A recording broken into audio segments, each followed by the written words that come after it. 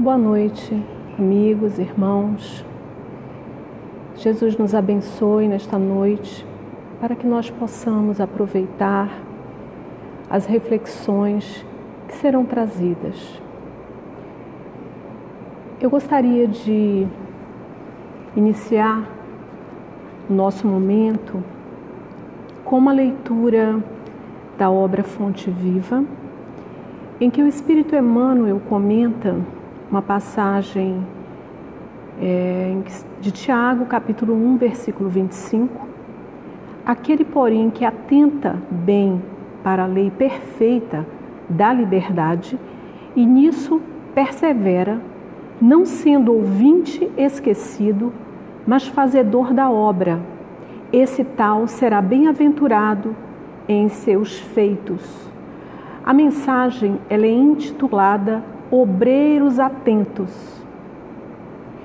E Emmanuel prossegue: o discípulo da Boa Nova, que realmente comunga com o Mestre, antes de tudo, compreende as obrigações que lhe estão afetas e rende sincero culto à lei de liberdade, ciente de que ele mesmo recolherá nas leiras do mundo o que houver semeado.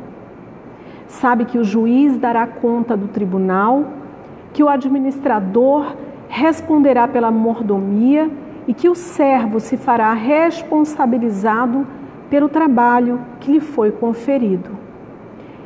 E respeitando cada tarefeiro do progresso e da ordem, da luz e do bem, no lugar que lhe é próprio, persevera no aproveitamento das possibilidades que recebeu da providência divina, atencioso para com as lições da verdade e aplicado às boas obras de que se sente encarregado pelos poderes superiores da terra.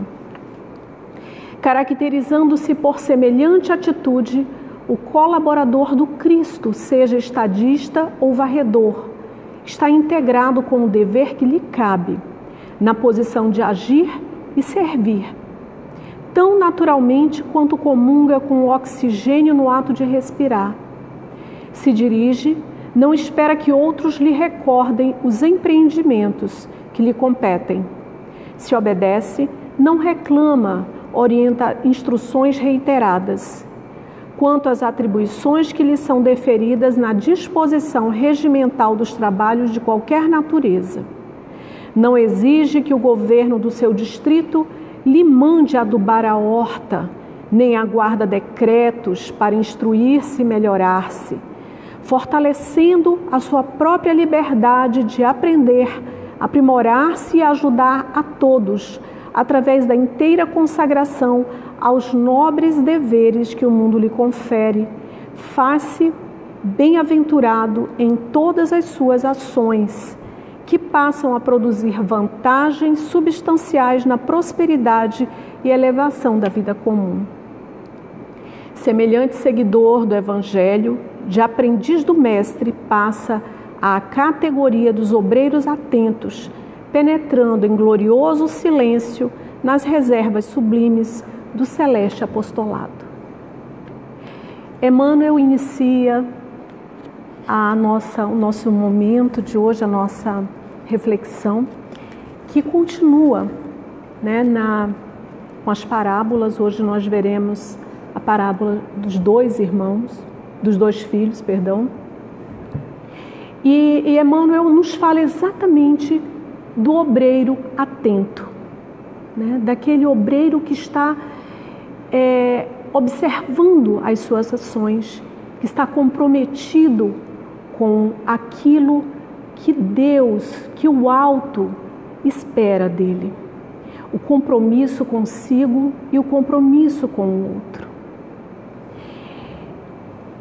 E nós sabemos que Jesus, quando esteve encarnado entre nós, sempre foi muito demandado, especialmente pelos fariseus e pelos saduceus, posto que este grupo de estudiosos, de doutores da lei, de sacerdotes, eles estavam sempre à espreita, observando as ações, observando aquilo que Jesus falava, para que ele fosse pego em alguma circunstância que não lhe fosse favorável e que assim eles pudessem atribuir a Jesus algum crime, algo que afrontasse as autoridades da época, Roma, como também as autoridades sacerdotais.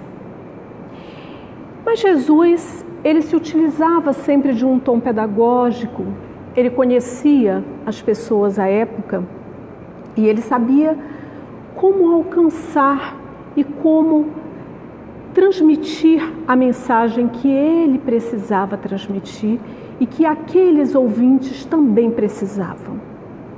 Por isso, em muitas oportunidades, Jesus se utilizou de parábolas, nós bem sabemos.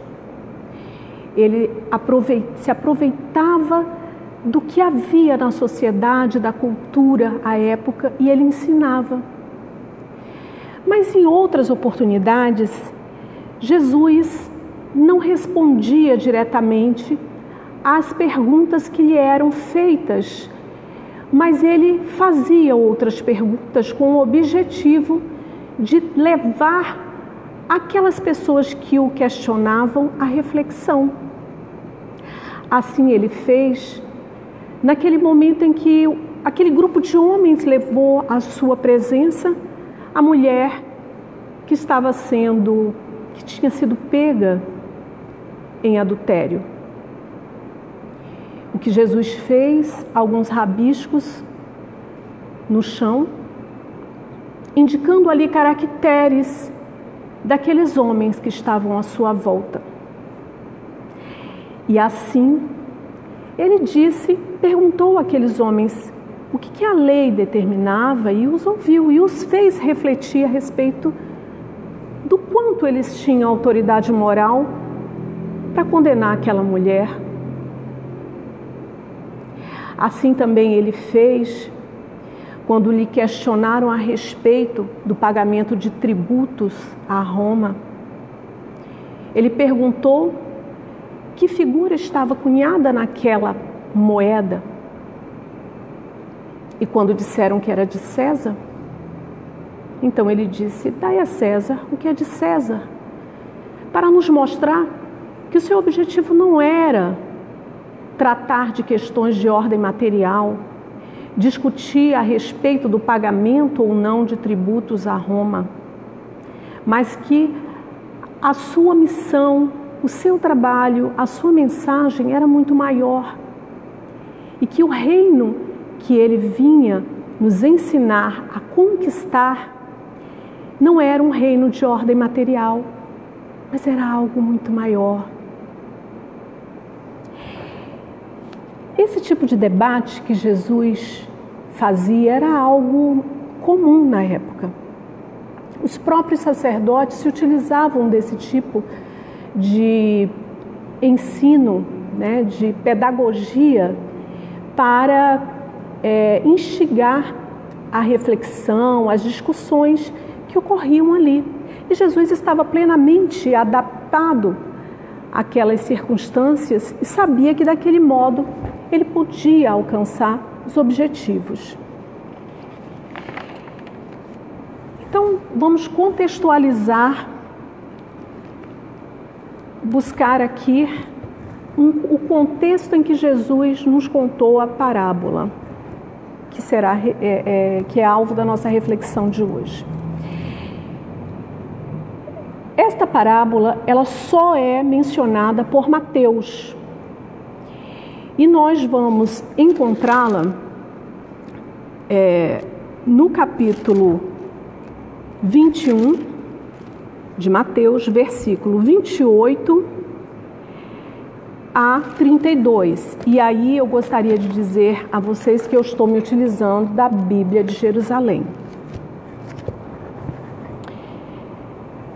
Vou iniciar essa contextualização logo depois que Jesus faz o terceiro anúncio da sua paixão, o terceiro anúncio em que ele menciona todo o sofrimento pelo qual ele vai passar e, via de consequência, o resultado da morte. E Jesus, saindo de Jericó, estava indo em direção a Jerusalém e, como sempre, com uma grande multidão que o seguia, e nesta multidão muitas características, inúmeras características de pessoas com níveis de consciências diversos. Nesta multidão, algumas pessoas já comprometidas com o ensino de Jesus, outros que estavam ali tão somente para alcançar um objetivo efêmero, rápido, e outros que estavam realmente ali para observar se Jesus falava algo contrário à lei. E nesta oportunidade, nós vemos que quando Jesus saía de Jericó, ele tinha 2 cegos à beira do caminho. São os cegos, são os chamados cegos de Jericó. Quando eles ouviram Jesus passar e perceberam que era Jesus e toda aquela multidão, eles começaram a gritar: Senhor, filho de Davi, tem compaixão de nós? O que a multidão fez e o que está no Evangelho de Mateus? A multidão repreende os 2 cegos de Jericó e pedem que eles se calassem. Mas eles não se curvaram a essa determinação da multidão e não temeram. E eles continuaram a gritar. E gritaram desta vez mais alto: Senhor, filho de Davi, tem compaixão de nós? Jesus parou, chamou-os e disse-lhes: Que quereis que vos faça? E os cegos disseram a ele: Senhor, que os nossos olhos se abram. Movido de compaixão, Jesus tocou-lhes os olhos e imediatamente eles recuperaram a visão e o seguiram. Se juntaram à multidão. Esta cegueira é uma cegueira que transcende a cura material. A cura desses cegos, ela é para lá da cura material.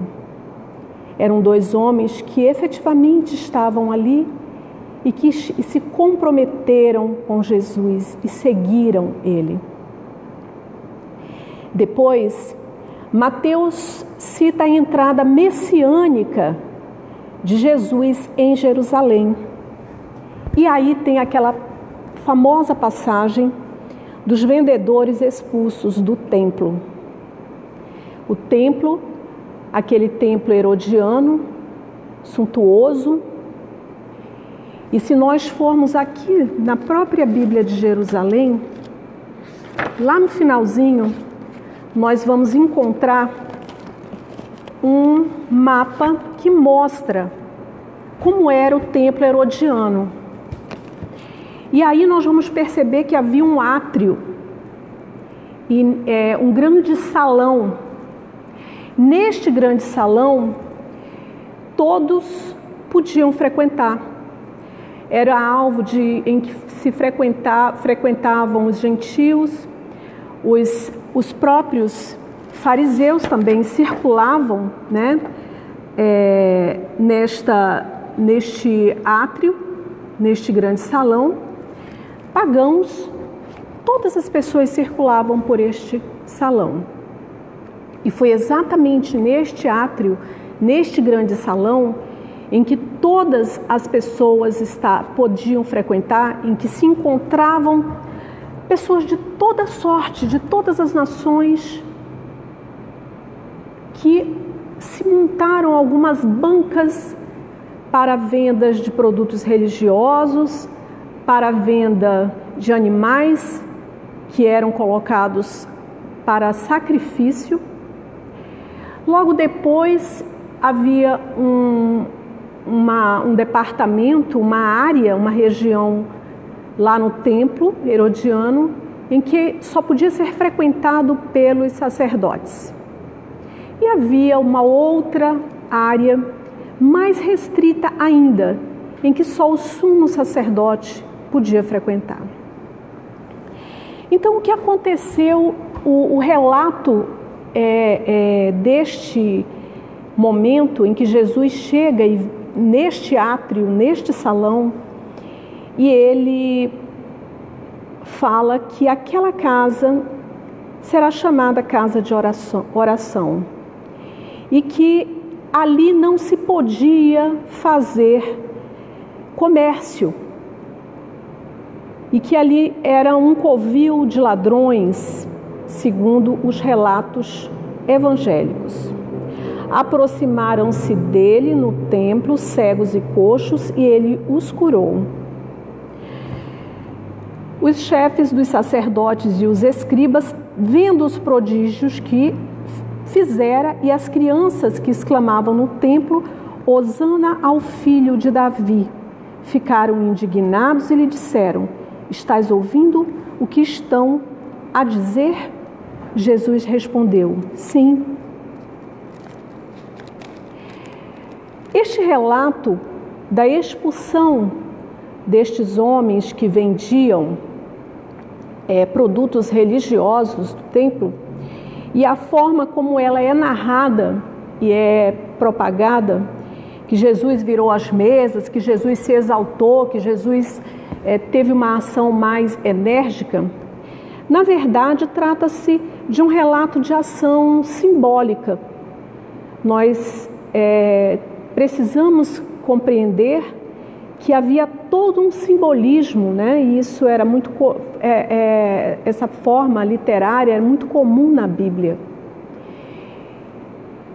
E essa observação a respeito do quanto que o Templo de Jerusalém deveria ser transformado e que o Templo de Jerusalém um dia seria colocado abaixo, seria alvo de perseguições, isso já vinha sido registrado, né, na Bíblia, inclusive no Antigo Testamento. E aí, na semana passada, na quinta-feira, nós tivemos a grata oportunidade de acompanhar aqui a respeito da parábola da figueira, né, da figueira estéril. O nosso irmão Trindade falou a respeito e nos mostrou, fez refletir sobre o que significava aquela figueira estéril, que tinha folhas tão vibrantes, tão brilhantes, mas que não trazia frutos, né? Para nos mostrar, e Jesus quis nos mostrar exatamente com isso, que nós devemos produzir frutos, que nós, e ele se referia especialmente àquelas pessoas à época que possuíam conhecimento, que tinham um contato com o conhecimento, mas que para si guardavam ou para um grupo restrito de pessoas. Quando Jesus fala a respeito daquele processo de venda ali no átrio do Templo de Jerusalém, e que ele diz que aquele tipo de ação não poderia se promover ali, ele se referia ao fato de que não se faz negócios, não se comercializa, né, questões, o que é religioso. E que aquele átrio, ele deveria ser um ambiente em que todas as pessoas de todas as nações pudessem se reunir e comungar do conhecimento. E ao invés disso, estavam ali se voltando tão somente a questões de ordem material, sendo que o mais importante era essa busca íntima, eram as reflexões verdadeiras. E ele critica a postura daqueles que sabiam, que tinham conhecimento e que poderiam auxiliar os outros que ali estavam. E prossegue Mateus, falando a respeito da pergunta dos judeus sobre a autoridade de Jesus. Não foi a primeira vez que assim o fizeram, mas questionaram Jesus, porque Jesus estava no templo e questionaram ele: quem você acha que é? Né? Quem você acha que é para vir aqui nos ensinar? E Jesus respondeu que iria propor a eles uma única questão. E lhes perguntou: o batismo de João, de onde era? De onde era o batismo de João? Do céu ou dos homens? Se referia a João Batista, seu precursor, e perguntou a eles: ora, o batismo que João Batista fazia, ele era do céu, ele era do alto, ou ele era dos homens? E aí, os judeus que o haviam questionado sussurraram, arrazoaram, conversaram entre si, porque eles estavam no meio de uma multidão. A multidão gostava e aprovava João Batista como um profeta.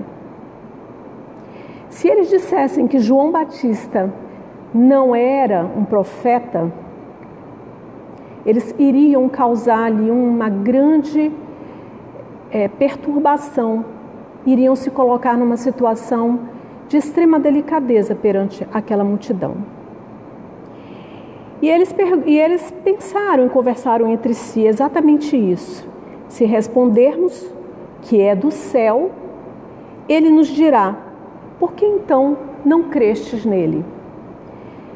Então aqueles homens ficaram numa situação que, se eles dissessem que era do céu, Jesus podia perguntar a eles: sim, por que vocês não acreditaram? Não afiançaram aquilo que João Batista estava falando, estava ensinando? Mas se eles dissessem que João Batista não era um profeta, que João Batista não tinha lidado com as questões do alto, eles causariam uma grande confusão na multidão que poderia se voltar contra eles. E eles se acovardaram, e eles silenciaram, disseram: não sabemos. E quando eles disseram não sabemos, Jesus respondeu: nem eu vos digo com que autoridade eu faço essas coisas. Jesus disse a eles: se vocês não sabem as razões pelas quais João Batista, os ensinos de João Batista, foram trazidos para todos vocês, eu também não digo a razão pela qual eu faço essas coisas. Porque aqueles homens se mostraram inflexíveis diante, do que Jesus estava falando. E foi neste contexto que Jesus contou a parábola dos 2 filhos. E ele disse que havia um homem que tinha 2 filhos. Este homem se dirigiu ao primeiro filho e disse: filho, vai trabalhar hoje na vinha. Esse filho respondeu: não quero. Mas depois, pego pelo remorso, ele foi. Dirigindo-se ao segundo filho, ele disse a mesma coisa: filho, vai trabalhar na vinha. Este segundo filho respondeu: eu irei, Senhor. Mas não foi. E aí Jesus virou para este grupo e perguntou qual dos dois realizou a vontade do Pai. E aí eles responderam: o primeiro realizou a vontade do Pai. Aquele que disse que não ia, mas que foi. Então Jesus lhes disse: em verdade vos digo que os publicanos e as prostitutas vos precederão no reino de Deus. Pois João veio a vós num caminho de justiça e não crestes nele. Os publicanos e as prostitutas creram nele. Vós, porém, vendo isso, nem sequer tivestes remorso para crer nele.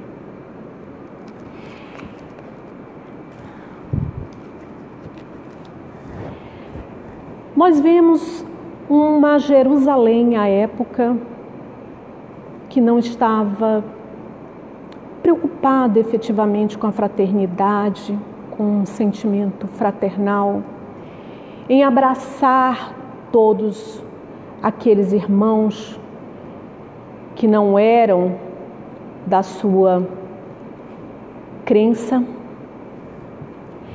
E sabemos que o povo de Israel, e isso está na obra Caminho da Luz, Emmanuel nos mostra isso, eles possuíam uma grande responsabilidade com todos os povos do planeta. Eles, desde o início, eles tinham um conhecimento do Deus único e se fecharam. Por isso o alerta de Jesus à época se dirigiu precisamente a um povo, precisamente às pessoas que tinham tido acesso a um conhecimento, mas que optaram, e aí nós lembramos da mensagem inicial de Emmanuel, que foi lida aqui, que fala do obreiro, que utiliza o seu livre-arbítrio para o bem, que reflete a respeito das suas responsabilidades. E era exatamente esta reflexão que Jesus buscava, que as pessoas, especialmente naquela época, os fariseus, os saduceus, o povo que tinha o conhecimento do Deus único, fizesse.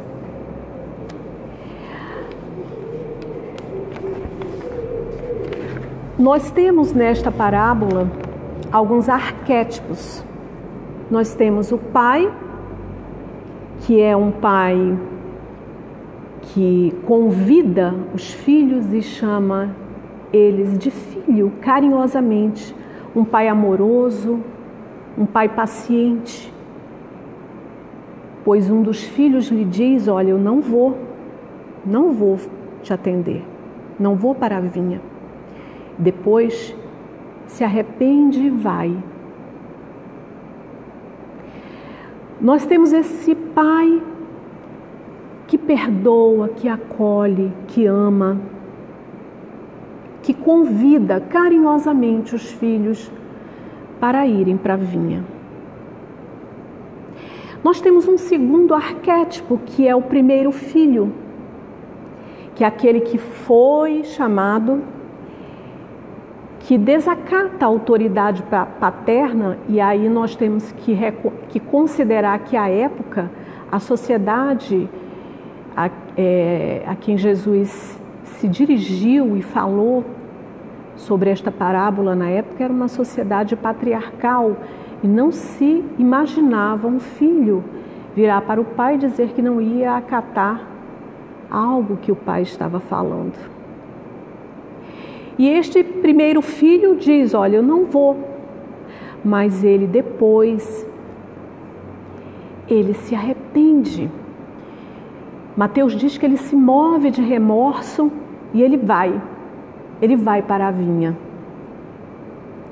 O segundo filho, que seria um terceiro arquétipo, ele diz que vai, mas não vai. Ele é hipócrita,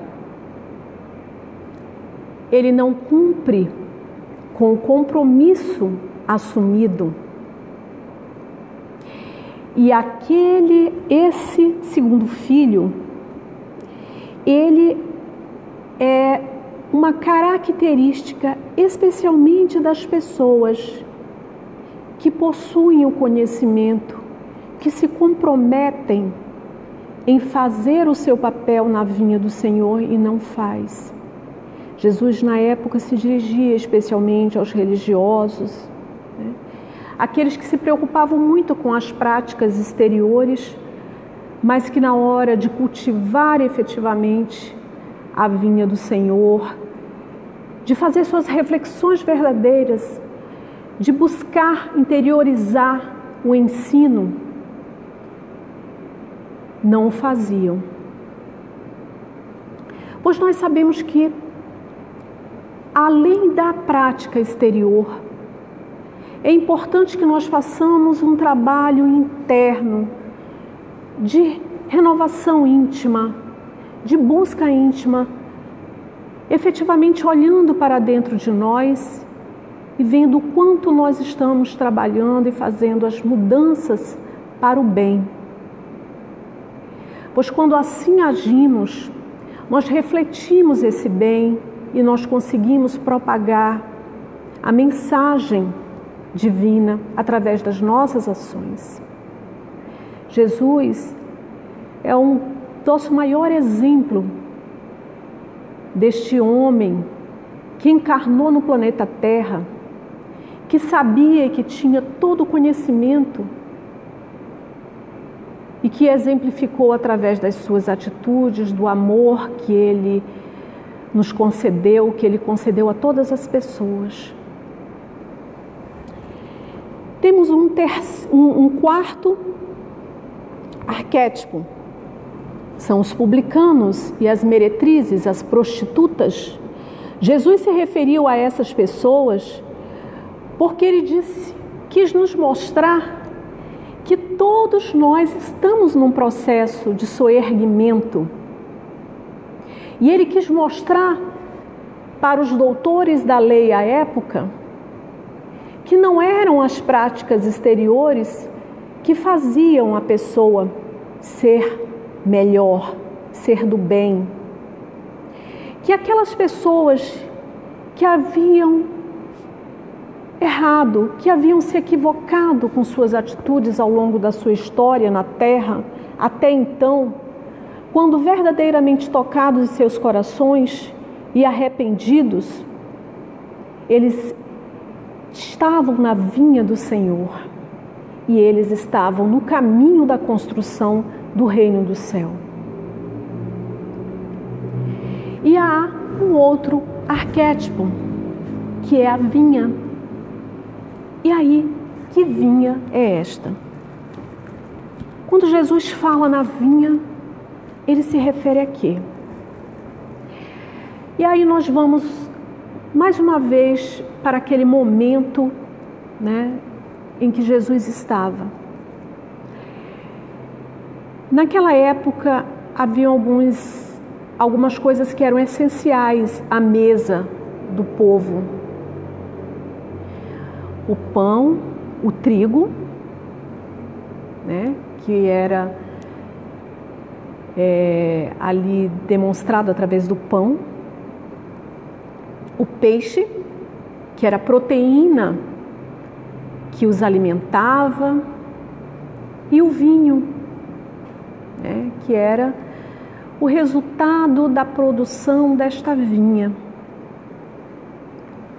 E é exatamente por conta deste contexto, da importância que esses elementos tinham para o povo da época, que Jesus utilizava ora o pão, ora falava do peixe, e nesta oportunidade falou da vinha. Pela importância, pela representação que a vinha tinha, né, para aquelas pessoas. E a vinha, neste contexto, né, desta parábola, ela representa o trabalho no bem, a dedicação, o arregaçar as mangas, o ir em busca de trabalhar e de se autoaperfeiçoar. E de levar este ensino também aos outros irmãos, aqueles que precisam se alimentar, aqueles que precisam também aproveitar este ensino para que se autoaperfeiçoem. Todas as oportunidades que nós temos de crescimento íntimo são oportunidades que nos colocam à disposição do alto. Na medida em que nós nos dedicamos e que nós buscamos o nosso autoaperfeiçoamento, nós estamos fazendo como este filho, que embora num primeiro momento não tenha se posto à disposição, se arrepende e vai e trabalha, e labora e se entrega à vinha do Senhor. O Cristo Consolador, que é um capítulo 6 do Evangelho segundo o Espiritismo, há uma mensagem, dentre tantas mensagens, todas belíssimas, que nós encontramos no Livro dos Espíritos. Eu trouxe para o nosso momento um trecho da mensagem do Espírito de Verdade, Paris, 1861, o item 6. O Espírito de Verdade nos diz: obreiros, se dirige a cada um de nós.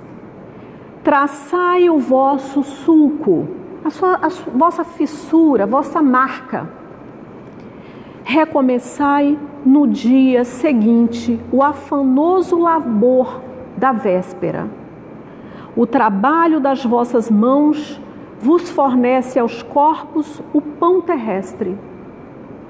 Vossas almas, porém, não estão esquecidas. E eu, o jardineiro divino, as cultivo no silêncio dos vossos pensamentos. Quando soar a hora do repouso e a trama da vida se vos escapar das mãos e vossos olhos se fecharem para a luz, sentireis que surge em vós e germina a minha preciosa semente. Nada fica perdido no reino de nosso Pai, e os vossos suores e misérias formam o tesouro que vos tornará ricos nas esferas superiores, onde a luz substitui as trevas e onde o mais desnudo dentre todos vós será talvez o mais resplandecente. Em verdade vos digo, os carregam seus fardos e assistem os seus irmãos. Os que carregam seus fardos e assistem os seus irmãos são bem amados meus. Instruí-vos na preciosa doutrina que dissipa o erro das revoltas e vos mostra o sublime objetivo da provação humana. Assim como o vento varre a poeira, que também o sopro dos espíritos dissipe os vossos despeitos contra os ricos do mundo, que são não raro muito miseráveis, porquanto se acham sujeitos a provas mais perigosas do que as vossas. Aqui a mensagem nos conclama ao estudo, nos conclama à reflexão, à mudança verdadeira, que nós façamos e deixemos a nossa marca na vida, no mundo, através das nossas ações, através daquilo que nós podemos fazer de melhor por nós e pelo outro. O Espírito Neio Lúcio, dentre as suas histórias, ele nos conta uma em que, mais uma vez, os discípulos de Jesus refletiam sobre a preparação para o reino divino. E aí ele diz que Filipe falava que era necessário para se preparar para o reino divino a meditação. Tiago, o retiro espiritual. João dizia que a adoração constante, chegando ao extremo de sugerir que não se trabalhasse mais no campo material, que se abandonasse as atividades profissionais. Bartolomeu destacou a necessidade de se fazer incessante jejum. E aí Simão Pedro perguntou a Jesus. E Jesus, mais uma vez, utilizando a sua pedagogia de perguntar para que refletíssemos, perguntou a Simão Pedro: Pedro, qual é a água que desprende miasmas pestilenciais? E aí Simão Pedro falou para ele: ora, a água estagnada. Se ela está estagnada, ali podem se criar adoecimentos. Jesus sorriu e se dirigiu a Tiago e perguntou: Tiago, qual é o peixe que flutua inerte na onda? E Tiago respondeu a Jesus e disse: Senhor, é o peixe morto.